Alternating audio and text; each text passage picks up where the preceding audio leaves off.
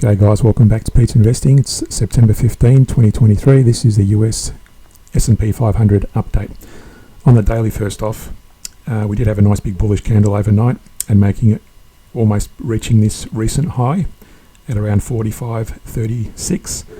So you'll notice also on the commodity channel index, that's still in decline overall. So not a huge movement on that, and that's our key indicator in terms of momentum and where it's heading. But that's still, it did execute and hit this divergence, this bearish divergence, according to the CCI back here versus the price. It did hit that and went as far down there as that support area at 43.36.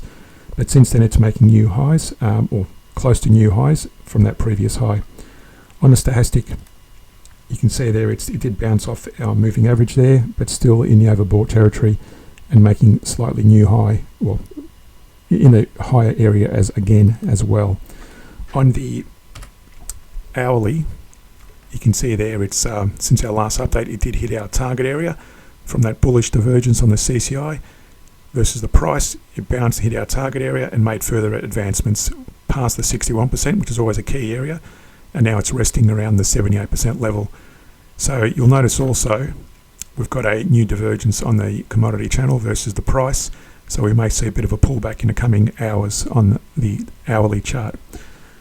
On the stochastic, that's also reaching the overbought territory, but still making new highs, as you can see there.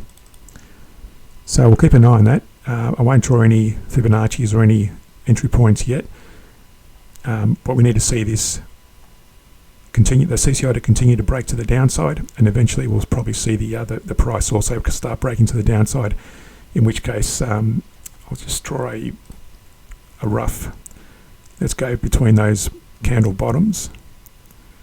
There's a couple of ways you can do that. Probably break below that trend line, and that's just a rough drawn trend line, but something like that will be breaking below that, and we'll draw Fibonacci's. Well, let's see how if it starts approaching the this trend line in the coming hours, then we'll confirm that. Otherwise, it may have new highs, in which case we'll need to readjust it possibly.